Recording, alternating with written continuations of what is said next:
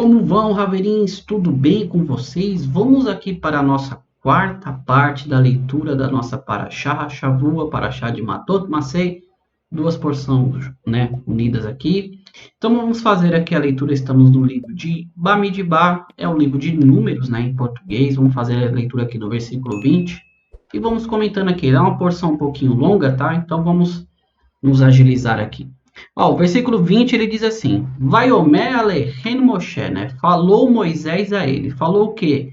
Intaesu et hadavá. Se vocês realmente fizerem, né, o que vocês estão dizendo, Haze interhaletsu lifnei Hashem lamilhamá. Se vocês realmente fizerem o que vocês estão dizendo aqui, se armarem, né, interhaletsu lifnei, se armarem na presença de Deus para a guerra.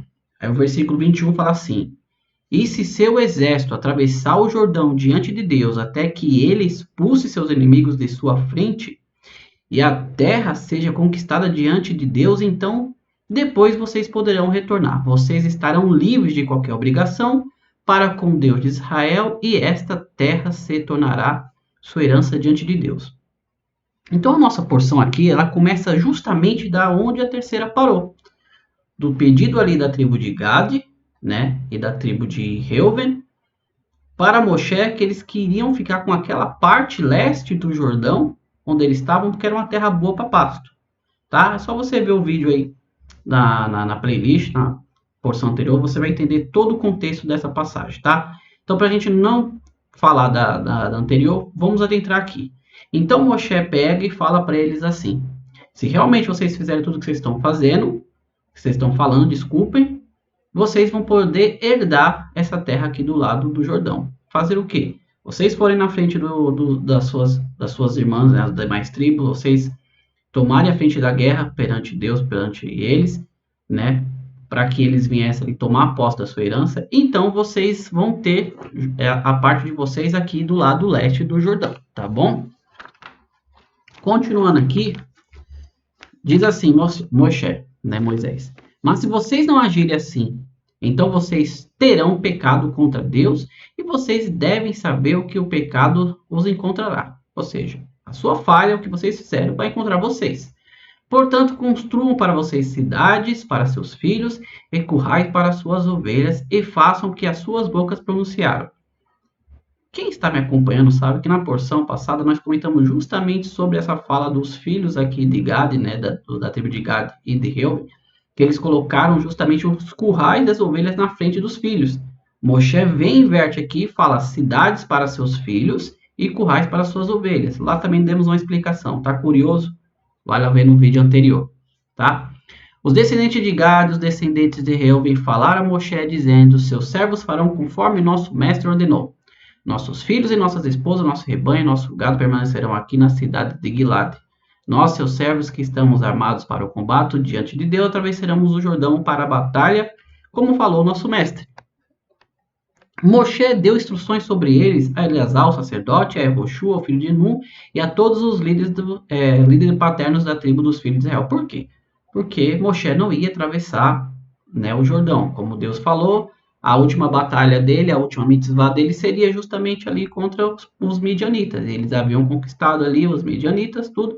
Então Deus, né, fala para Moshe, e Moshe instrui Eleazar, que era agora o sumo sacerdote, e Yehoshua, que seria o novo líder, e os líderes das tribos, para que eles tivessem ali como testemunha sobre aquilo que a tribo de Gad e de Reuven havia pedido. Eles seriam testemunha para que, se eles não fizessem o que eles haviam dito, né, aconteceria aquilo que Deus falou para eles, que eles mesmos encontrariam a própria transgressão deles. Continuando, Moshe disse a eles: se os descendentes de Gad e de Reuven atravessarem o Jordão como prisioneiros de guerra com vocês diante de Deus, e a terra for conquistada diante de vocês, vocês lhes darão a terra de Gileade como possessão. Né? Como Moshe está falando aqui para Eleazar, Yehoshua e os líderes da tribo ali. Mas se eles não atravessarem com vocês armados para a batalha, eles receberão uma possessão com vocês na terra de Canaã. Se eles não fizerem isso, eles vão herdar juntamente aqui com vocês. Os descendentes de Gad e os descendentes de Reuven responderam, dizendo: nós faremos o que Deus disse a seus servos. Nós atravessaremos armados diante de Deus para a terra de Canaã e a conquistaremos. Então nós viremos para tomar posse da nossa herança desse lado leste do Jordão.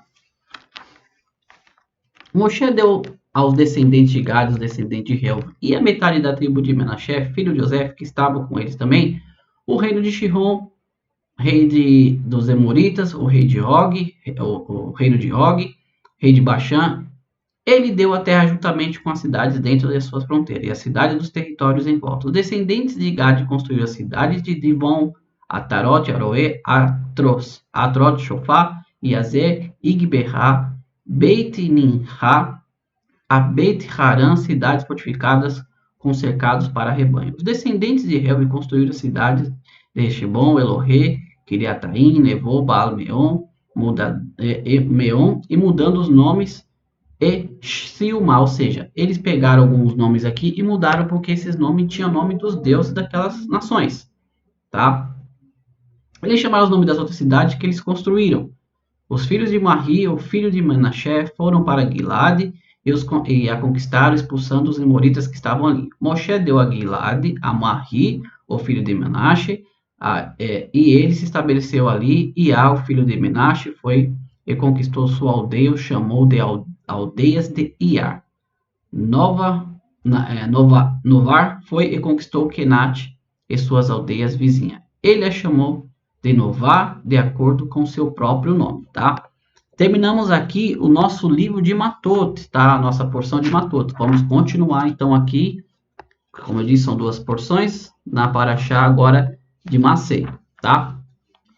Só para nós encerrarmos, então, entendemos ali que toda a tribo de Gad, Menash, Reuven e metade da tribo de Menassés ali pediu para Moisés sobre herdar aquele lado. Moisés consentiu, orientou Elazar e Yehoshua sobre isso e os demais líderes das tribos. Eles ficaram já com a parte dali das cidades, das terras ali, tá? E agora a Torá ela entra numa outra sessão, e essa sessão aqui ela é bem interessante, onde nós vamos focar aqui nosso shiur, né? A nossa aula aqui. Por quê? Essa parte é extensa, vai falar de 42 viagens que o povo fez desde quando eles saíram do Egito, tá? Até onde eles estão até agora. Para facilitar, eu vou fazer a leitura aqui, tá? E eu vou deixar do lado, tá? O mapa dessa viagem, tá bom? Então, vão ser aqui 4, 5 mapas, tá? Eu deixo aí para vocês entenderem como que foram essas viagens dos filhos de Israel, tá? Então, sem mais delongas, vamos fazer a leitura aqui. E aí nós já comentamos justamente cada viagem. Então, diz assim, ó. Ele Maase Bene Israel Asher Yatsu Meretz Mitzray, né? Ele Tzveotan. Ou seja, né? Essas são as viagens dos filhos de Israel pelas quais eles ali deixaram a terra do Egito, né, em seus regimentos, pela mão de Moshe e Aharon, tá? Beiad e Moshe e Aharon, pela mão de Moisés e Aharon aqui no hebraico. Então nós vemos aqui que a Torá vai entrar numa seção das viagens, tá? Das viagens que foram feitas aqui desde quando eles saíram do Egito, tá? Então vamos lá. Versículo 2 diz assim, ó, Moshe registrou os pontos de partida de suas viagens, dadas pela palavra de Deus. Essas são suas viagens e seus pontos de partida. Prestem bem atenção aqui. O texto é claro, tá? Diz bem claro aqui. Vai Tov Moshe et Motzai Terren, ou seja, Moisés registrou os pontos de partidas, como o texto já diz em português, de suas viagens. Pelo quê? Pela palavra de Deus, tá? Ou seja, todas essas viagens que foram feitas durante esses 40 anos aqui no deserto foram pela palavra de Deus. Eles andaram segundo Deus havia ordenado. Então, todo esse caminho construído durante esses 40 anos tem um propósito, como nós vamos ver no finalzinho aqui da mensagem, tá bom? Então vamos lá. Ó. Eles viajaram de Ramsés no primeiro mês, no 15º dia do primeiro mês, o dia seguinte à oferenda de Pêssah, né, que era a Páscoa. Os filhos de Israel saíram triunfantes na presença de todos os egípcios estavam enterrando os que Deus abatera dentre eles, todos os seus primogênitos, e Deus executou atos de julgamento sobre seus deuses. Os filhos de Israel viajaram desde Ramsés e acamparam em Sucote. Eles viajaram desde Sucote e acamparam em Etã, na extremidade do deserto. Eles viajaram desde Etã e se estabeleceram em embocadura das pedras, oposta a Baat-Sefon, e acamparam em frente a Migdol. Eles viajaram desde as pedras e atravessaram o mar até o deserto. Eles caminharam por 3 dias no deserto de Etã e acamparam em Mará. Eles viajaram desde Mará e chegaram em Elim. Em Elim havia 12 fontes de água e 70 palmeiras, e eles acamparam ali. Eles viajaram desde Elim e acamparam perto do Mar Vermelho. Eles viajaram desde o Mar Vermelho e acamparam no deserto de Sim. Eles viajaram desde o deserto de Sim e acamparam em Dófica. Eles viajaram desde Dófica e acamparam em Alush. E eles viajaram desde Alush e acamparam em Refidim, mas ali não havia água para o povo beber. Eles viajaram de Refidim e acamparam no deserto do Sinai. Então nós conseguimos ver aqui que são 12 viagens, tá? Nessa primeira parte. São 12 viagens que eles fizeram desde a saída dali do Egito até chegarem ao Monte Sinai, tá? Foram 12 viagens. Vamos continuar aqui. Eles viajaram desde o deserto do Sinai e acamparam em Kivrot Hatavá. Eles viajaram desde Kivrot Hatavá e acamparam em Hatzerote. Eles viajaram desde Hatzerote e acamparam em Ritmá. Eles viajaram desde Ritmá e acamparam em Rimon Pares. Eles viajaram desde Rimon Pares e acamparam em Liviná. Eles viajaram desde Liviná e acamparam em Rissá, tá? Então nós vemos aqui que eles fizeram mais o quê? Mais algumas viagens, tá?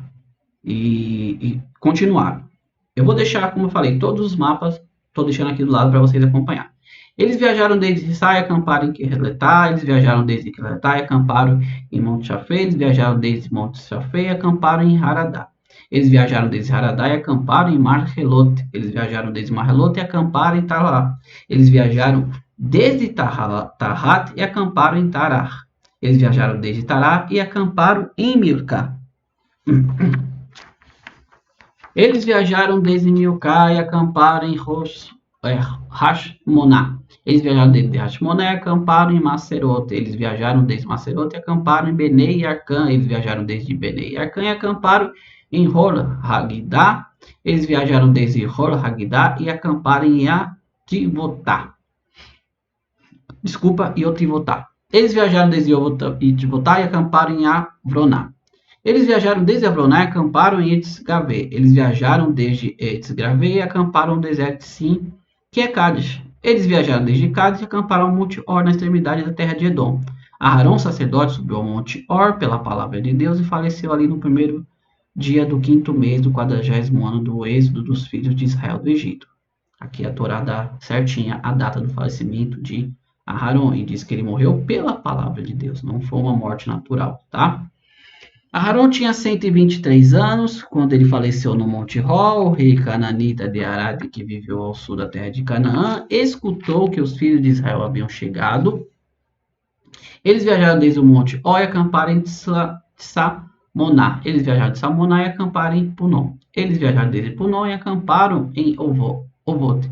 Eles viajaram desde Ovote e acamparam em Eharim, na fronteira moabita. Eles viajaram desde In e acamparam em Divongad. Eles viajaram desde Divongad e acamparam em Almon de Vataimá. Eles viajaram desde Amon de Vataimá e acamparam nas montanhas de Avaritas, em frente ao Monte Nebo.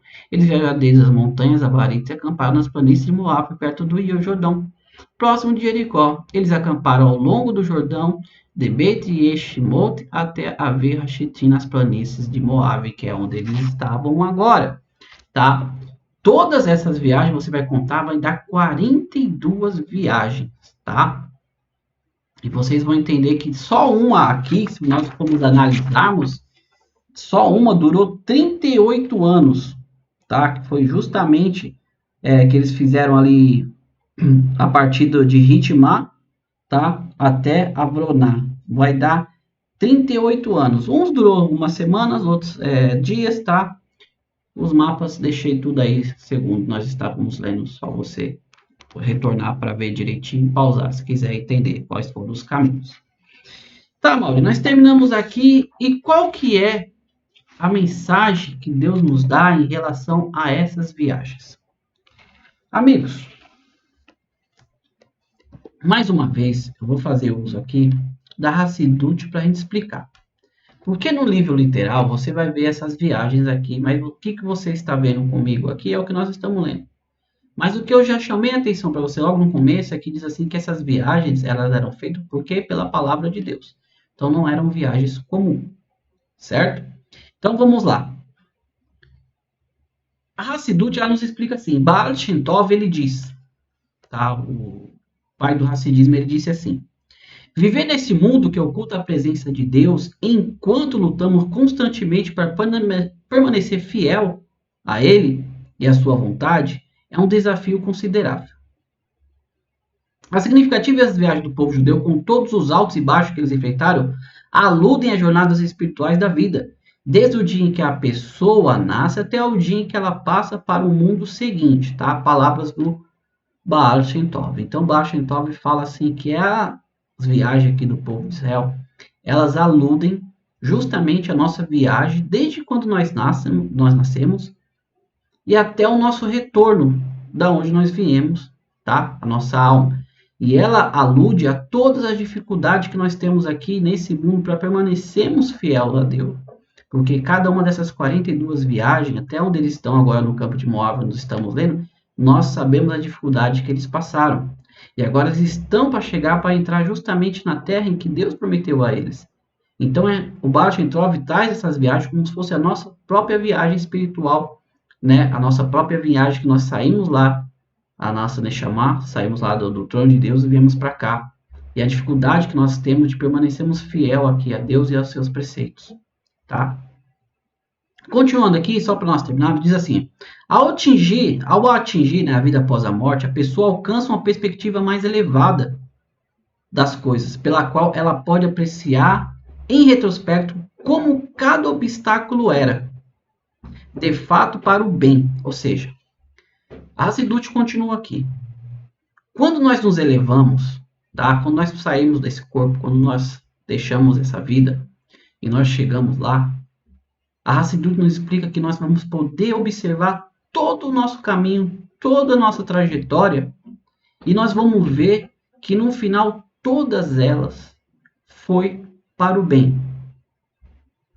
Todas as dificuldades, as coisas que passamos aqui, tá? Ela teve um propósito, que era nos elevar para podermos estarmos aptos a estar na presença de Deus. Continuando assim, similarmente, nós fomos prometidos que com a vida de Mashiach, nós, na realidade, agradeceremos a Deus pelos seus testes e tribulações que Ele colocou em nosso caminho. Você dirá naquele dia: obrigado, meu Deus, por ter se zangado comigo. Então, nós entendemos aqui, meus amigos, que quando a Torá lá relata cada viagem aqui do povo de Israel pelo deserto durante esses 40 anos, ela está justamente relatando parte da nossa viagem aqui espiritual até esse mundo, onde adentramos no nosso corpo, passamos pelas dificuldades, tá? E a própria Hassidut explica que quando nós nos elevarmos, nós vamos conseguir ver e observar, tá? Aqui eu faço uma alusão. Se você está dentro de um labirinto, você não sabe como você chega até uma ponta. E no meio desse labirinto, é óbvio que você vai estar cheio de obstáculos. Isso é fato. Só que quem está por cima do labirinto consegue observar os melhores caminhos até a chegada no final. Assim vai ser a nossa visão quando nós partirmos daqui e estivermos no nível espiritual. Vamos poder entender que todo esse labirinto da nossa vida, todas essas viagens que nós fizemos aqui na nossa vida, elas tiveram um único propósito. Foi para o nosso próprio bem. Dificuldades passadas, tribulações, muitas das vezes Deus nos livre privações, mas todas elas tiveram um propósito, tá? E como a Hassidut explica aqui, o Mashiach, quando ele vier, que vai ser o verdadeiro propósito, né? Diz o Zohar que o mundo, quando ele foi criado, ele já tinha como propósito o Mashiach, tá? Então, o Mashiach, quando ele vir, ele vai revelar isso para nós também, tá? Todas as pessoas que aqui ainda estiverem quando o Mashiach vier, isso ficará claro aos olhos de cada um.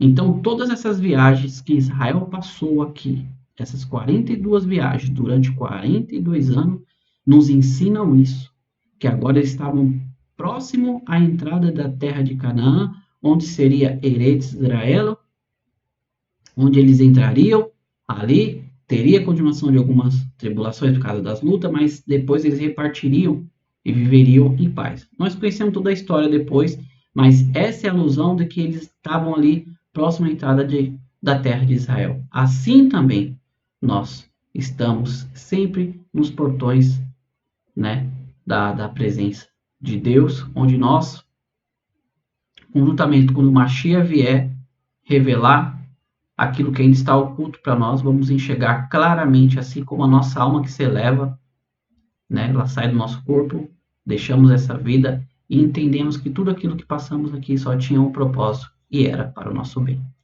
Tá bom? Essa é a mensagem que eu trago para vocês dessas viagens que o povo de Israel passou aqui durante esses 40 anos. Tá bom, meus amigos? Mais uma vez eu quero agradecer você que nos acompanha aqui, que está sempre conosco. Todarabá, muito obrigado. Tá? Você que é novo, que chegou agora, se inscreva, deixa um like, compartilhe esse conteúdo. Estamos aqui todo dia, diariamente, trazendo as porções da Paraxá. Estamos terminando o livro de Números aqui. Só vamos ter mais o livro de Deuteronômio, tá? Que eu já falei aqui, é o livro que eu mais gosto aqui da Torá. Tá? Tem muita coisa para a gente aprender no livro de Deuteronômio. No demais, meus amigos, e o want Mashiach now, nós queremos que o Mashiach se revele agora, se revele ainda hoje, tá? Para que possamos voltar ali, estar com o Hashem ali no Beit HaMikdash, com o Mashiach vai erguer novamente, o serviço vai voltar a Deus e possamos estar na presença de Hakadosh Baruch. No demais, se não, amanhã estaremos aqui então com a quinta parte dessa porção, tá bom?